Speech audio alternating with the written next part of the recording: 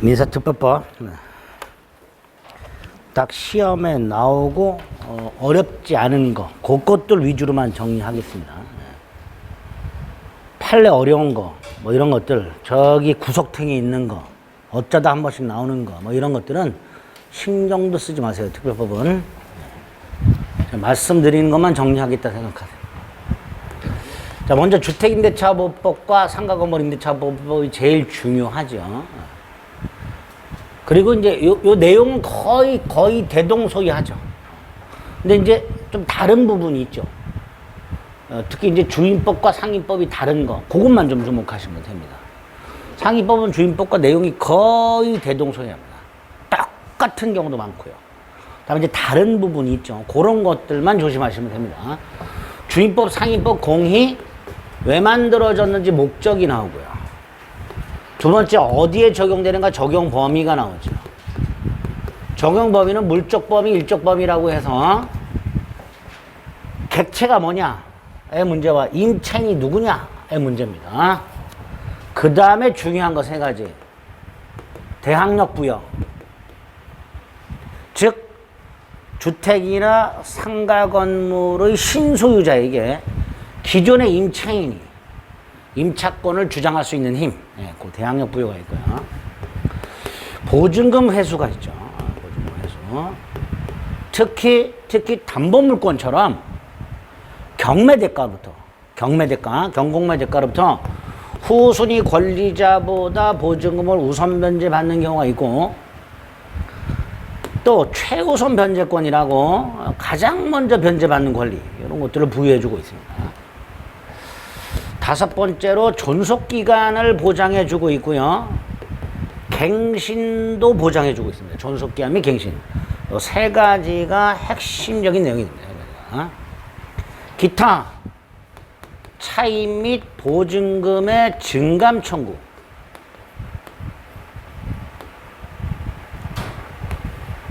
보증금을 월세로 바꿀 때, 월날이 차임으로 바꿀 때 그 산정률 제한. 표준계약서 사용 문제.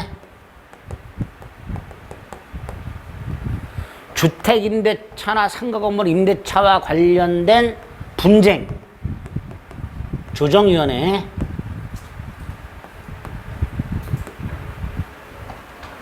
그리고 주임법에만 있는 임차권 승계. 이건 주택임대차보호법에만 있습니다. 반면에 상가건물 임대차보호법에만 있는 권리금 회수. 이런 것들이 상임법, 주임법의 목차가 됩니다. 이 중에서 기본적인 조문 생각하시고 조문 외울 건 외워야 되고요. 그와 관련된 기본적인 판례들, 어려운 거 말고 그런 것들 확인하시면 됩니다.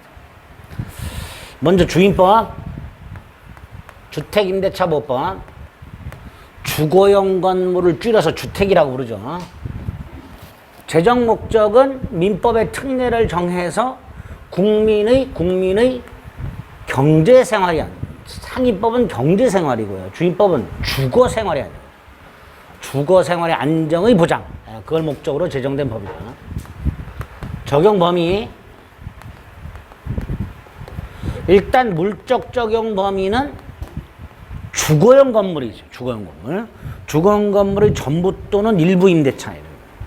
그래서 전체적으로 주거용이라면 그 일부가 주거, 일부가 비주거로 사용되더라도 주임법은 적용이 됩니다. 반면에 전체적으로 비주거용 건물이라면 설령 그 일부를 주거용으로 사용하고 있다 하더라도 주임법이 적용되지 않지요. 당연한 거죠. 이때 주거용인지 비주거용인지 구별은 일단 계약 당시를 기준으로 하죠. 그래서 판례가 있죠. 사무용 건물에 근저당권이 설정된 상태에서 주거용으로 용도가 변경되고 임대차에 있다. 그럼 임대차 계약 당시 주거용이었으니까 주임법이 적용이 되고 그 임차인이 최우선 변제권이 인정된다. 이렇게 되죠. 계약 당시를 기준한다는 건. 그 다음 이 건물의 공부상 용도가 있죠. 건축물 대장에 보면 그거 가지고 공부상 용도로 판단하는 게 아니라 실지 용도로 판단한다. 실지 용도로. 공부상 용도가 아니라 실지 용도로 판단한다는 거. 그래서 계약 당시 실질적으로 주거용이기만 하면 그 건물이 미등기 건물이어도 무허가 건물이어도 주임법은 적용이 되고요. 세 번째, 전세권 등기하지 않은 전세. 채권적 전세라고 부르죠. 주택에 대해서 채권적 전세, 전세권 등기하지 않은 전세. 여기에도 적용이 되죠. 무허가 미등기도 적용이 돼요. 미등기 건물. 반면에 요건 꼭 기억해야 되죠. 일시사용임대차 적용 안 되죠. 숙박계약 같은 일시사용임대차는 적용이 안 된다. 이게 물적 범위 이렇게 되죠. 반면에 인적 적용 범위 원칙이 자연인만 되죠. 자연인이라면 외국인도 되죠. 반면에 법인은 주거 생활이 없으니까 안 되죠. 근데 예외가 있죠. 주택 도시기금을 재원으로 무주택 서민에게 임대주택을 지원하는 토지주택공사나 지방공사 또는 중소기업 기본법에서 규정하고 있는 중소기업이 직원의 숙소용으로 주택을 임대하여 직원으로 하여금 거주하게 한 경우 그 입주자가 인도 및 주인 등록을 하거나 직원이 인도 및 주인 등록을 하게 되면 공사나 중소기업이 대항력이 인정이 됩니다. 그래서 법인이 예외적으로 대항력이 인정되는 그런 예외가 있더라. 적용 범위 한 세트 꼭 기억하셔야 되고요. 세 번째, 대항력 아주 중요하죠. 뜻이 뭐냐? 가장 기본이 되는 의미가 임차인이 대항력을 갖추고 있으면 신소유자에게도 임대차 효력을 주장할 수 있다. 이게 대항력인데요. 주임법이나 상임법은 여기서 더 나아가서 주택이나 상가 건물의 양수인은 임대인 지위를 승계한 것으로 본다. 그래서 보증금 반환 의무도 당연히 승계가 된다. 그게 대항력의 의미죠. 다만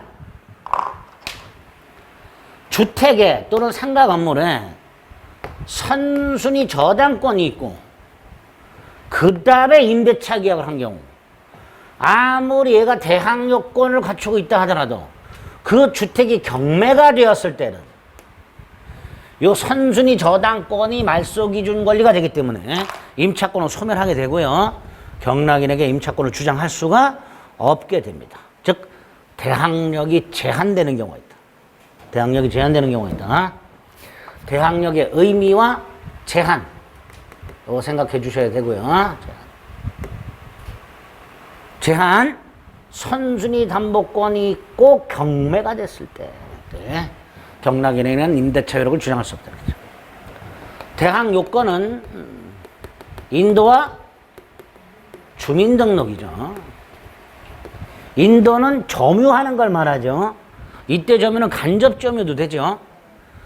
임차인들이 임대인 동의받아서 전대차를 하고 전차인이 대항력권을 갖췄을 때 전차인이 아니라 임차인이 대항력을 가지니까 간접 점유도 된다. 이렇게 되겠죠.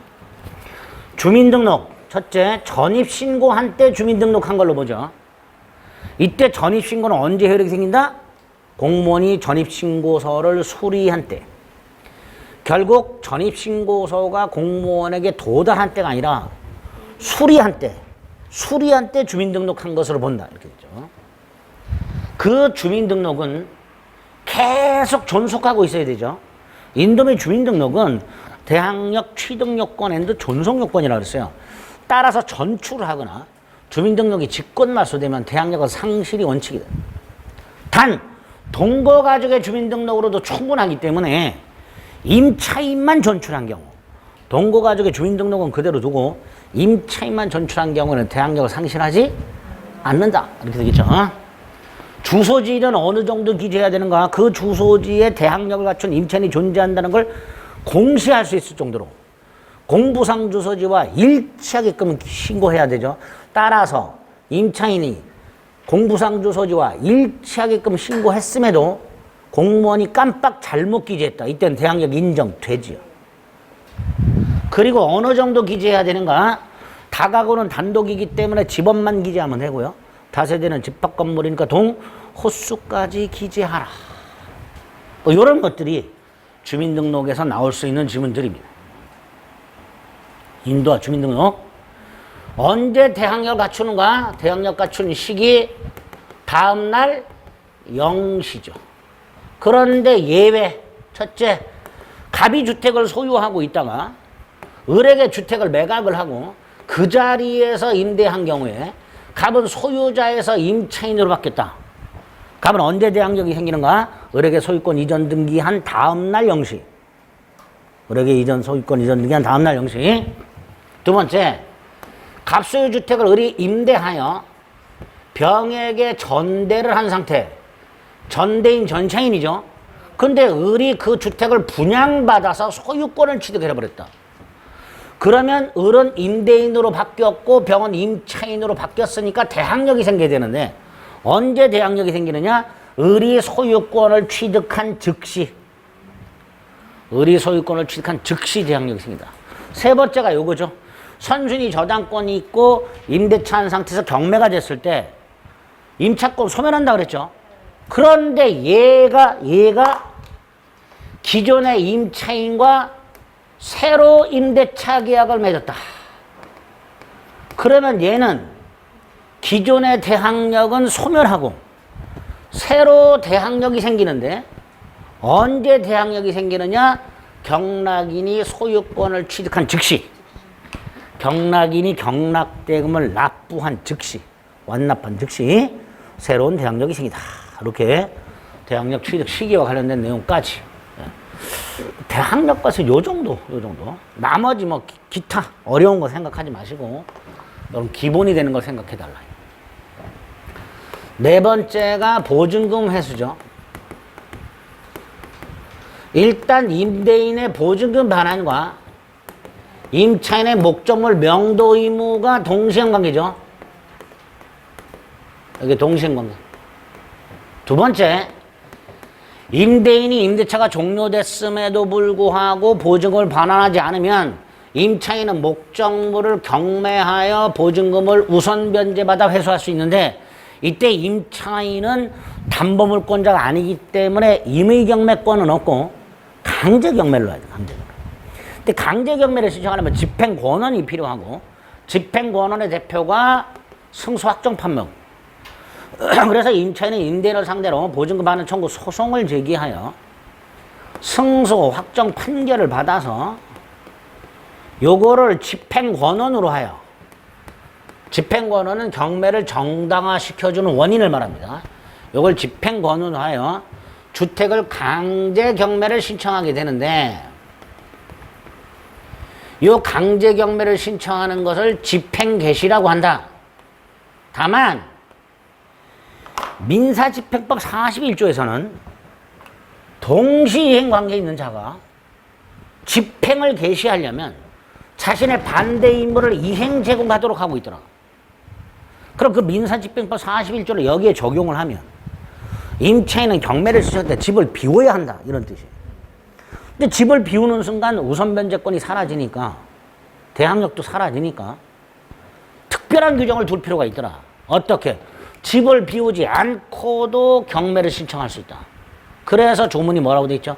민사집행법 41조 규정에도 불구하고 반대 의무 이행 제공은 집행 개시 요건이 아니다. 이렇게 되어 있죠.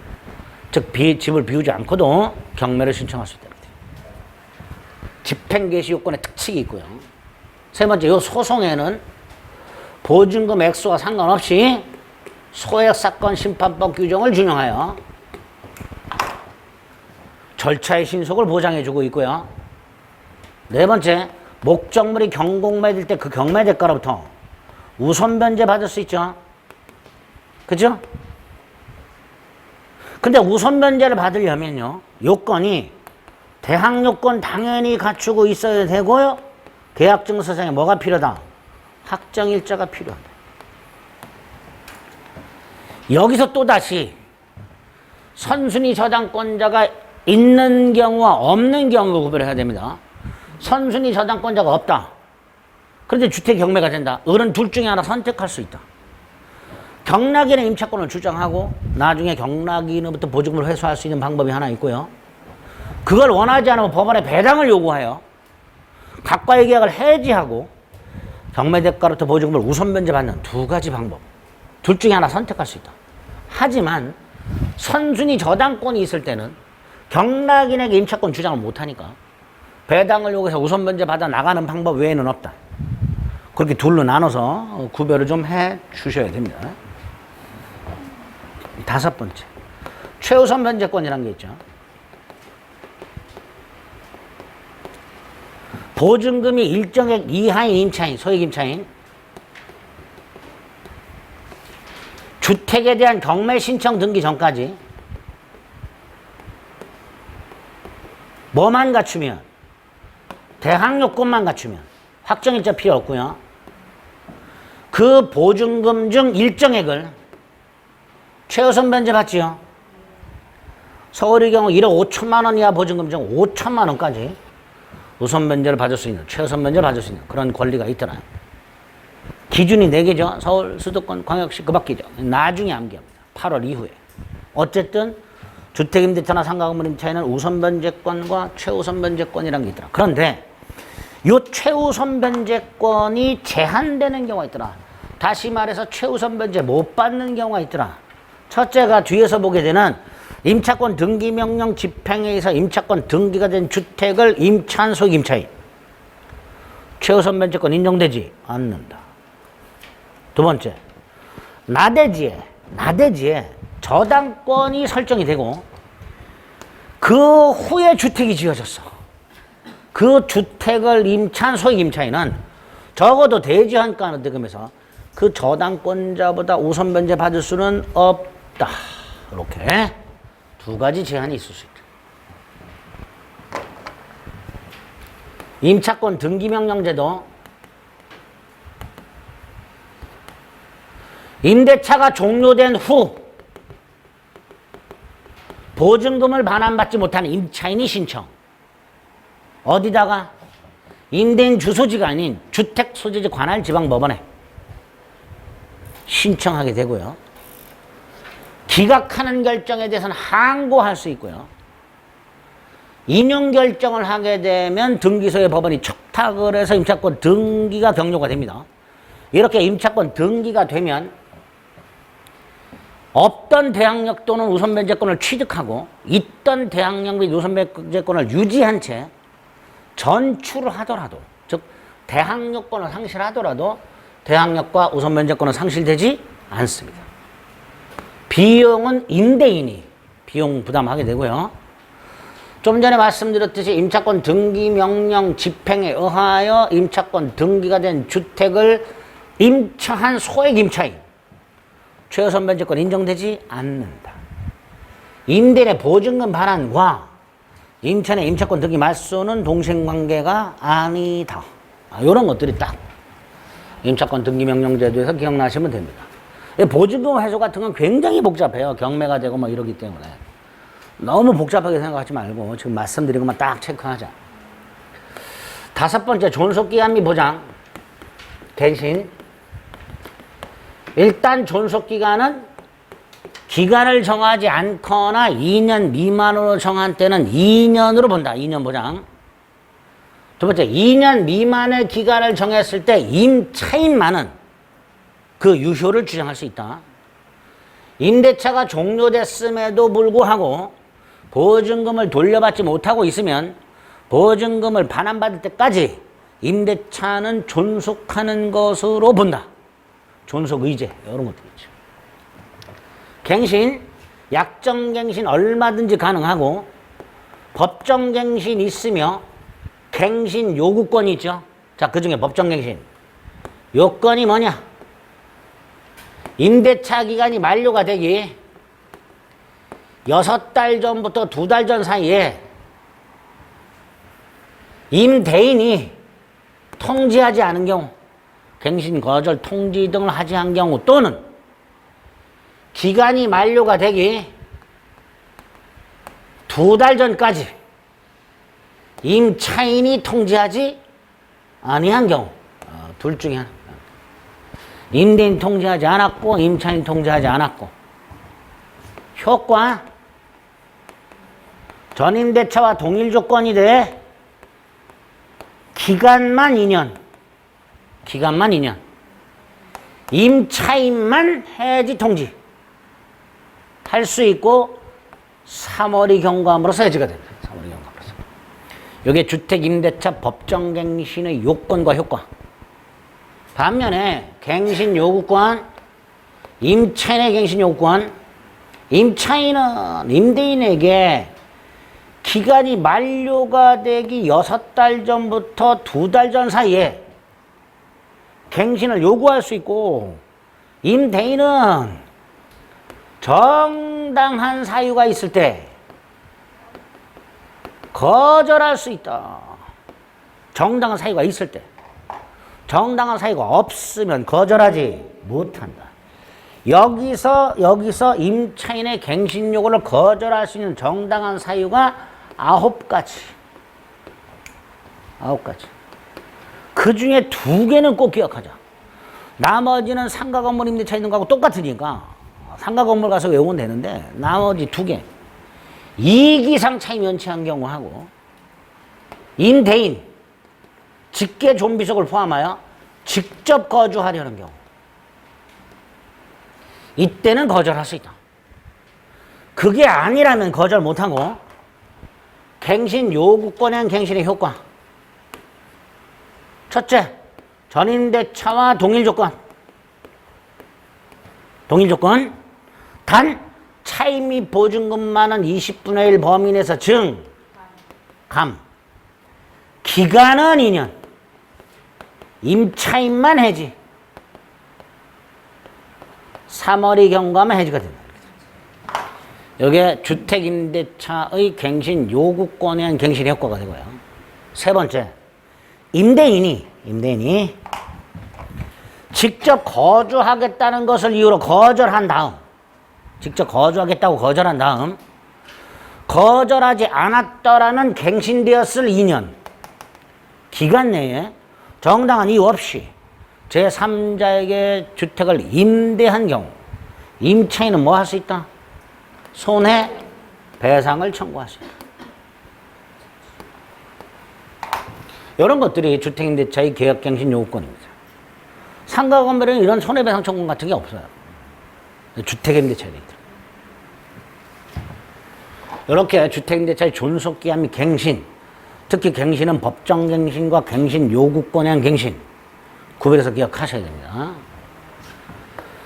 경제사정이 변동이 있을 때 차임 및 보증금의 증감 청구가 있는데 증액은 제한된다. 증액은. 약정한 차임 보증금의 20분의 1 초과 증액할 수 없으며 1년 내 재증액할 수 없다. 보증금을 월 단위 차임으로 바꾼다. 월세. 그 산정률 제한이 있다. 월 단위 차임, 월세로 바꾸고자 하는 보증금 곱하기 연 곱하기 1할과 한국은행 기준금리 더하기 2% 중 낮은 금액을 곱한 금액을 초과하지 못한다. 이거 기억하셔. 표준계약서가 있죠. 특히 주택임대차법법은 주택임대차 계약을 서면으로 작성할 때 국토교통부 장관과 합의하여 법무부 장관이 작성한 표준계약서를 사용한다. 법무부 장관이 국토교통부 장관과 합의하여 마련한 표준계약서를 사용한다. 그러나 당사자가 다른 서식을 사용할 것을 약정한 때는 그러하지 아니한다. 표준계약서라는 게 있고요. 마지막으로 임차권 등기명령제도가 있죠. 임차권 승계가 있죠. 이게 왜 번호가 10번이죠? 분쟁조정위원회 몰라도 돼요. 주택임대차 분쟁조정위원회 몰라도 되고요. 임차권 승계는 기억해야 돼요. 임차권 승계는요, 임차인이 사망하면 상속이 되는 게 원칙인데 그 사망한 임차인과 가정공동생활하던 사실상 혼인관계에 있는 자가 있었단 말이지. 이 사람은 상속권이 없어. 그래서 임차권을 승계할 수 있긴 하어. 둘 중에 하나. 사망한 임차인이 상속인이 없어. 그럼 단독 승계. 사망한 임차인이 상속인이 있는데 따로 살고 있었어. 가정공동생활하지 않고 있었어. 그럼 이촌인이 친족과 공동승계. 승계를 원하지 않으면 임차인이 사망 후 1월 내에 반대 이사를 표시하라. 그럼 승계하지 않을 수도 있다. 요거 주택임대차에만 있는 내용이죠. 요 정도 기억하시면 여기까지가 기본입니다. 여기까지. 요 정도 가지고 이제 지문을 요렇게도 틀어서 내고 저렇게도 틀어서 내고 그렇습니다. 상가 건물은 다시 돌아옵니다. 상인법. 목적. 영업용 상가 건물의 임대차에 대한 민법의 특례를 정함으로써 국민의 경제생활의 안정의 보장을 목적으로 합니다. 따라서 일단 임차인이 법인인 경우에도 적용이 됩니다. 임차인이 법인인 경우.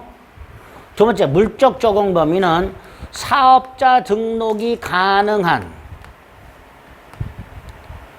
실질적으로 영업활동이 이루어지는 건물. 영업용 건물. 따라서 상품의 제조, 보관 등의 활동이 이루어지는 공장이나 창고는 영업이 아니니까 상위법이 적용되지 않는다. 그러나 창고를 빌려서, 공장을 빌려서 도금업을 하면서 컨테이너 박스를 갖다 놓고 주문을 받고 있더라. 그럼 이게 영업활동이죠. 그때는 상가 건물에 해당된다. 해당된다. 또 하나, 주임법과는 달리 보증금이 일정액 이하여야 된다. 여기서 보증금은 환산보증금을 말한다. 보증금 더하기 월 단위 차임 곱하기 100. 이게 이하여야 된다.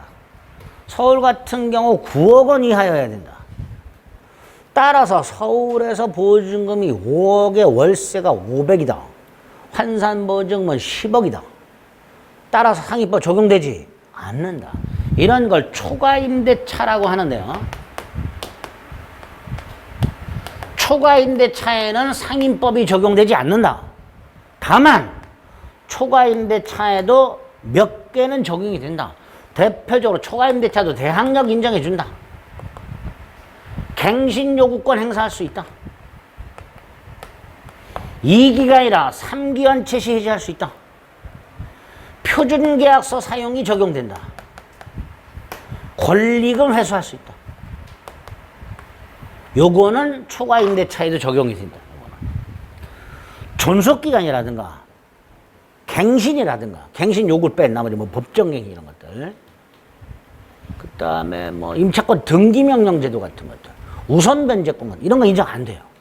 인정이 안 되고 대항력, 갱신요구, 3기 연체 시해지, 표준계약서 사용, 권리금 해소 요 정도는 초과임대차에도 적용이 된다. 자, 이렇게 상가건물 임대차는 목적이 주임법과 조금 다르고 적용 범위가 조금 다르죠. 그거 주목하시면 되고요.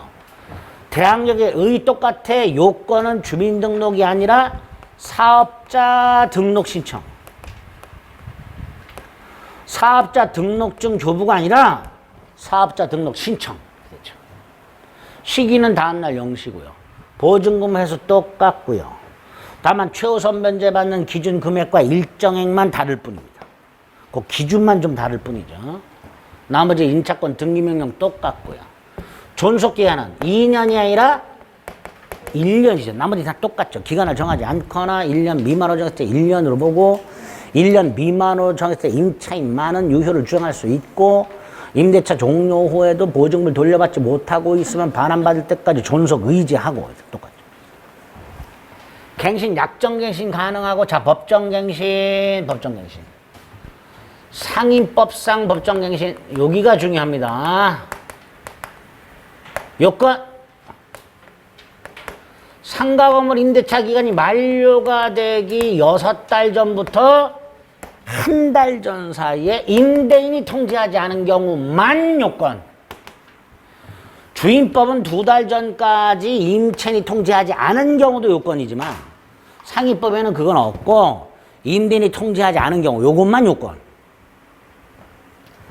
효과. 전임대차와 동일 조건이 돼 기간은 1년. 임차인만 해지 통고. 3월이 경과만 해지. 이렇게 되죠.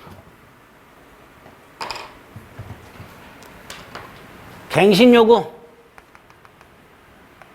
임차인이 임대인에게 기간 만료 전 6월부터 1월까지 사이에 갱신 요구할 수 있고 임대인은 정당한 사유 없이는 거절 못하고 정당한 사유가 있을 때 거절할 수 있고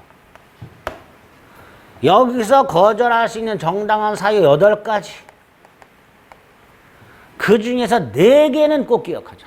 4개는 3기연체 해지 3기연체시 서로 합의하여 상당한 보상을 제공한 경우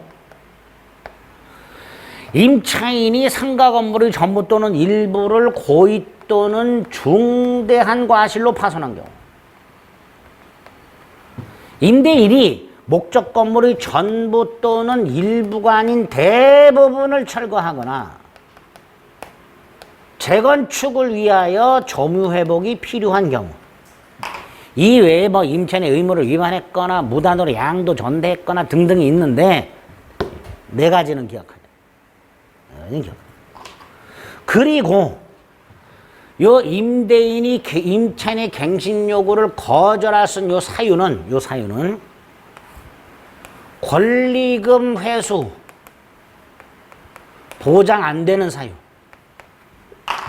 임차인의 계약갱신 요구를 거절할 수 있는 사유가 있다면 예컨대 3기 이상 연체했다면 갱신 요구 거절할 수 있을 뿐만 아니라 임차인의 권리금 회수도 보장이 안 됩니다. 같이 기억하죠.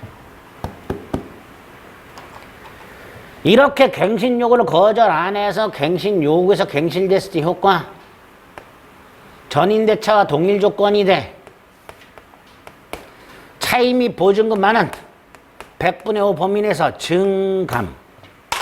단 아까 초과임대차도 계약갱신 요구할 수 있다고 그랬죠. 근데 그 초과임대차 요거는 또 적용이 안 돼요. 요거는 초과임대차에 적용 안 된다.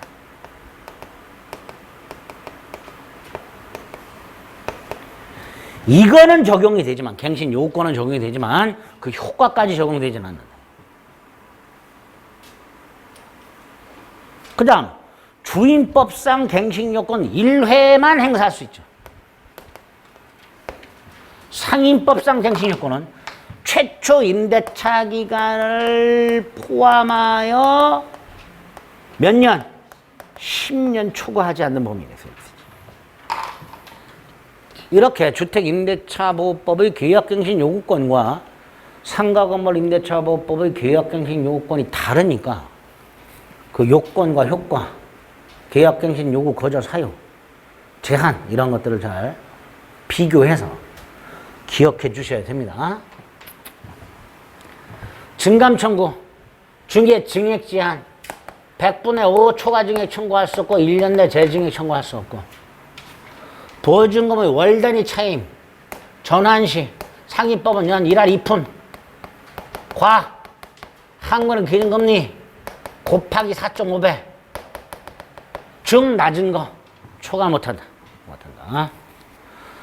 표준계약서도 상위법은 2개가 있다. 상가건물 임대차 표준계약서와 권리금 표준계약서. 상가건물 임대차 표준계약서는 역시 법무부 장관이 국토교통부 장관과 협의하여 작성. 반면에 권리금 표준계약서는 국토교통부 장관이 법무부 장관과 협의하여 작성. 그렇게 주임법에는 주택임대차 표준계약서가 하나 있고 상가건물에는 권리금 표준계약서가 하나 더 있다. 그 다음에 상가건물에만 있는 권리금 회수.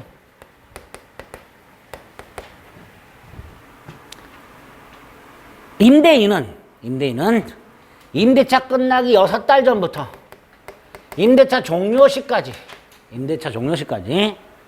임차인이 신규 임차인이 되려는 자로부터 권리금 지급받는 것을 방해하지 말아라.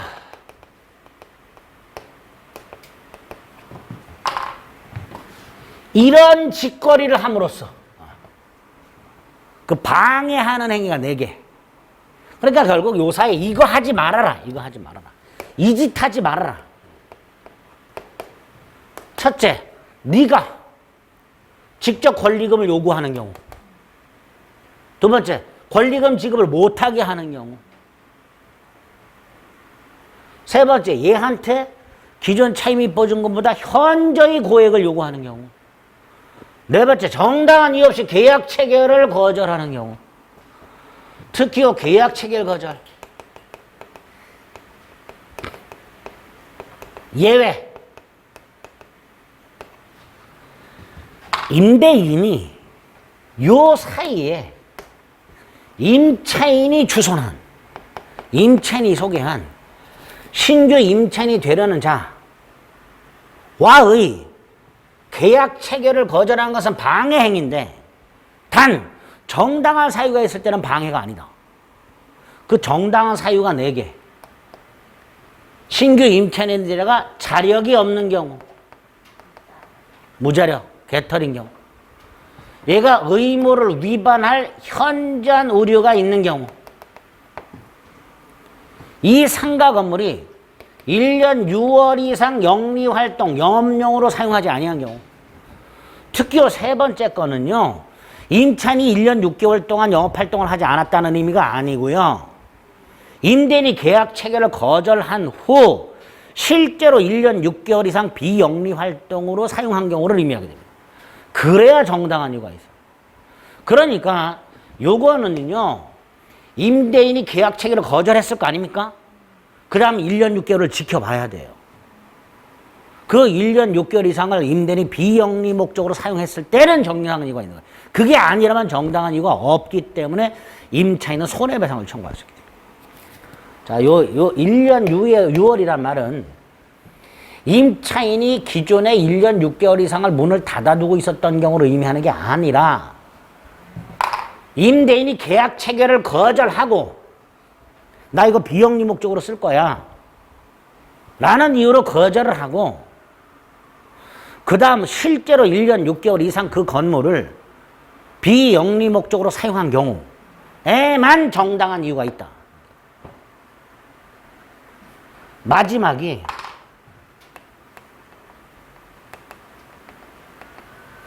임차인이 주선한 신규 임차인이 되려는 자가 아닌 임대인 스스로 선택한 신규 임차인이 되려는 자로부터 권리금을 지급받은 경우. 이때는 권리금 지급받았으니까 얘는 거절할 수 있다.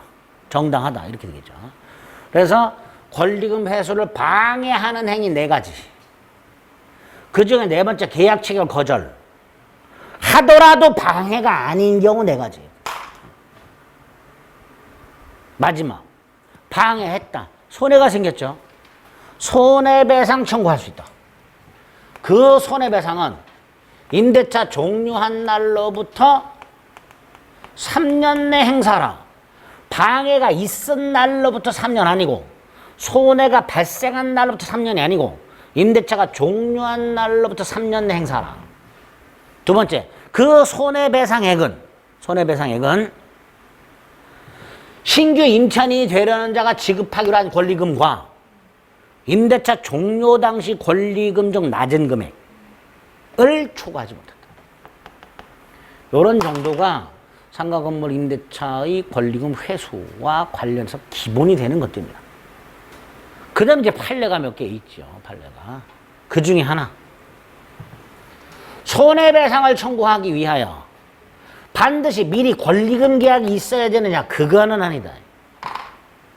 권리금 계약이 없다 하더라도 임대인이 권리금 회수 기회를 보장하지 않을 것임이 명백하다. 그러면 손해배상 청구할 수 있다. 반드시 손해배상을 청구하기 위하여 임차인과 신규 임차인이 되려는 자 사이에 권리금 계약이 있어야 되는 것은 아니다. 또 임차인이 신규 임차인이 되는 자를 주선해야 되는 것도 아니다. 판례예요. 반드시 그래야 되는 건 아니다.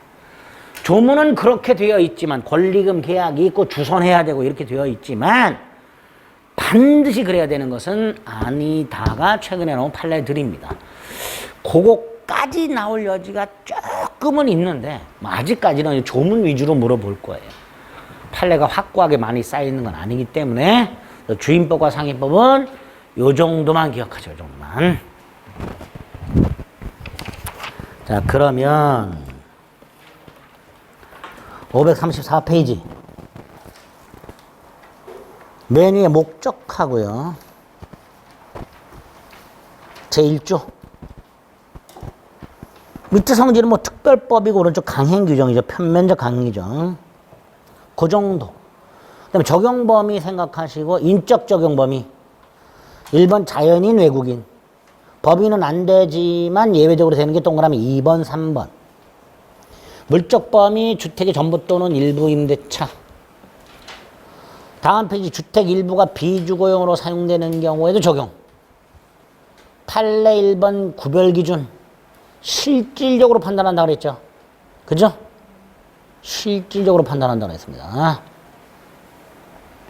계약 당시 실질적으로 판단한다고 했어요. 밑에 동그라미 3번, 동그라미 4번. 오른쪽 동그라미 5번. 6번은 뭐예요? 주택 임차인은 대지 경매 대가에서도 우선 변제 받을 수 있다. 그런 뜻이죠. 주택이 대지에도 적용된다. 밑에 대항력 3조 1항, 4항, 3조 1항, 4항. 그 정도 보시면 되고요. 다음 페이지 대항력권 1번 6줄. 주택의 인도와 관련해서 동그라미 2번. 간접점에도 된다는 거. 주민등록과 관련해서는 오른쪽 기역, 니은, 리을. 기역, 니은, 리을. 맨 밑에 동그라미 2번. 다음 페이지 동그라미 3번. 4번은 목차만. 직권 말소되면 대항력 상실이 원칙. 그것만. 5번은 적법전대했다. 전차인이 인도 및 주민등록을 하면 임차인이 대항력이 생기다. 오른쪽 동그라미 6번, 7번. 6번, 7번.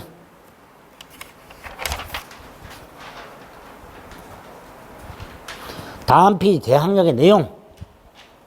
동그라미래 기역 니은.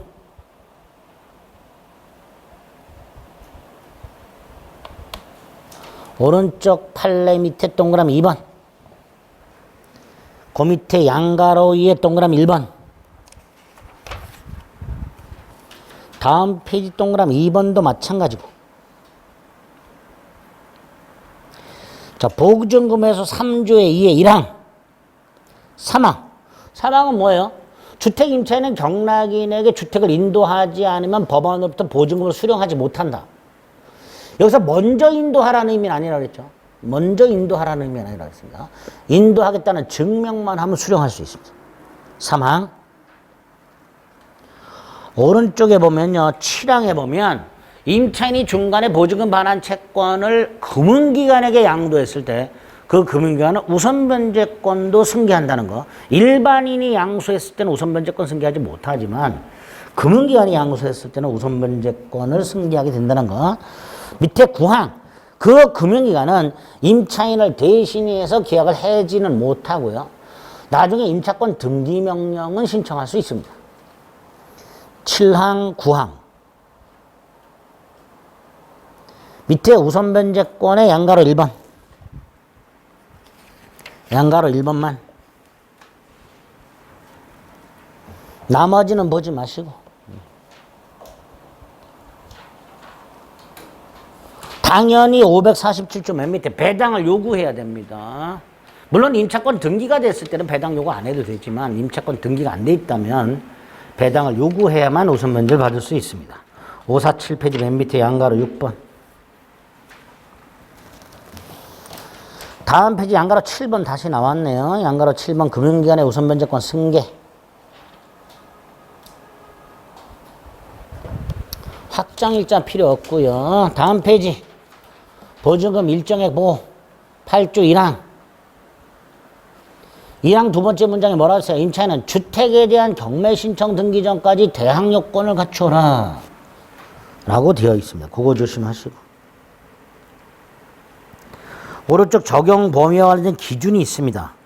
8월 달까지 개정이 안 되면 9월 초부터 외우시면 돼요. 아시겠죠?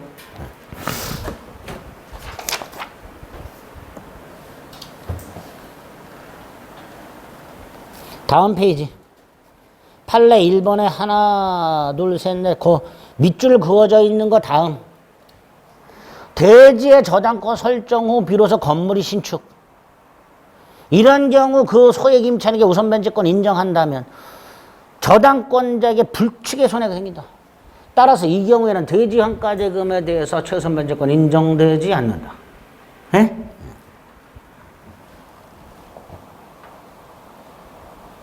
4번 점포 및 사무실로 사용되던 건물에 저당권이 설정된 상태에서 주거용으로 바뀌고 임대차했다.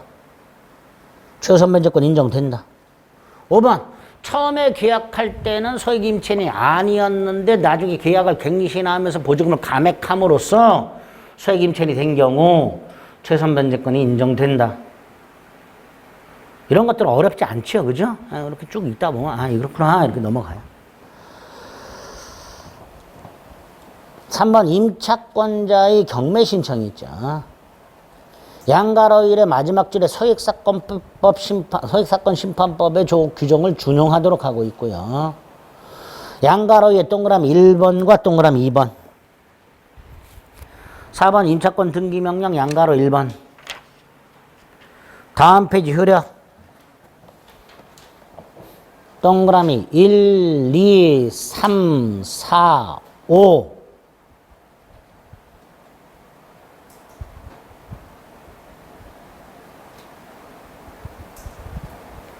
판례 1번. 그 다음에 촌속기한의 보장이라고 나서 좀 뭐 달달달 암기하셔야 되죠.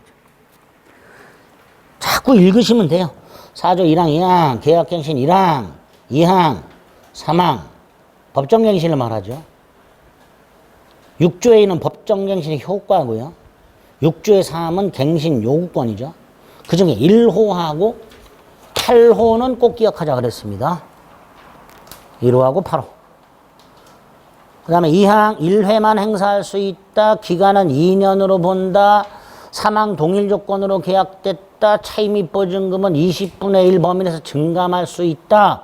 4항 기간은 2년으로 보되 6조의 2. 그게 뭐예요? 임차인만은 언제든지 해지 통지할 수 있고 3월이 경과하면 해지가 된다. 그거 말하고 있습니다. 그게 갱신 요구권의 갱신의 효과고요. 5항 손해배상 청구할 수 있다. 그 정도. 조문만 기억하시면 됩니다. 한 장을 넘겨서 559페이지 차임 증감 청구권 있죠. 그 중에 증액은 제한이 된다 그랬어요. 한 장 넘기면 동그라미 2번. 제한 있죠. 1년 내 못하고 1년 지났다 하더라도 20분의 1 초과 못하고. 양가로 2번 보증금을 월 단위 차임으로 전환할 때 산정률 제한. 맨 밑에 박스가 있죠. 연 1할과 한국은행 기준금리 더하기 2%가 있습니다. 560페이지 맨 밑에 박스. 그 다음 임차권 승계가 있죠. 구조의 1항, 2항, 3항. 상가 건물 565페이지 적용 범위와 관련해서 양가로 1번. 상가 건물, 사업자 등록이 가능한 상가 건물 임대차에 적용이 되는데 판례 밑에 밑줄 그어져 있는 거 실질적으로 판단하기 때문에 공장 빌렸지만 컨테이너 박스 갖다 놓고 영업활동을 하고 있다면 상인법이 적용된단 말이죠. 다음 페이지 환산보증금이 일정액 이하의 경우에만 적용이 된다 말이죠. 단 그 기준금액은 나중에 암기하시고 맨 밑에 양가로 3번 초과임대차에도 적용되는 게 있다. 오른쪽 대항력, 2번 갱신요구, 3번 권리금 회수, 4번 3기 연체 시해지, 하나 더 표준계약서, 이런 것들이 적용된다. 대항력과 관련된 건 뭐 인도 및 사업자 등록 신청을 했으니까 똑같고요. 그래서 쭉쭉 넘어가세요. 다 똑같아요. 임차권 등기 명령까지. 571페이지 임대차 기간. 양가로 1, 양가로 3 법정갱신. 법정갱신의 요건과 효과 동그라미 1번. 다음 페이지 동그라미 2번. 당연히 아까 최초 임대차 기간을 포함하여 10년을 초과하지 않는 범위 내에서 요거는 갱신 요구권에만 적용이 되고요. 약정갱신이나 법정갱신은 적용이 안 돼요. 약정갱신이나 법정갱신은 10년 초과할 수 있어요. 그게 동그라미 3. 계약갱신 요구 양가로 1번. 그리고 거절 사유 동그라미 1번, 동그라미 3번, 동그라미 5번, 동그라미 7번. 오른쪽 양가로 2, 양가로 3, 양가로 4, 연가로 4까지. 2, 3, 4까지. 권리금 회수기회보 동그라미 1번 임대차 끝나기 6개월 전부터 종료시까지. 밑에 기억, 니은, 디귿, 리을 4가지를 하지 말아라. 다만 다음 페이지 리을. 정당한 사유 없이 계약 체결을 거절하지 말아라. 그럼 뒤집으면 정당한 사유가 있으면 거절할 수 있다. 그 정당한 사유가 오른쪽 예외 박스 4개.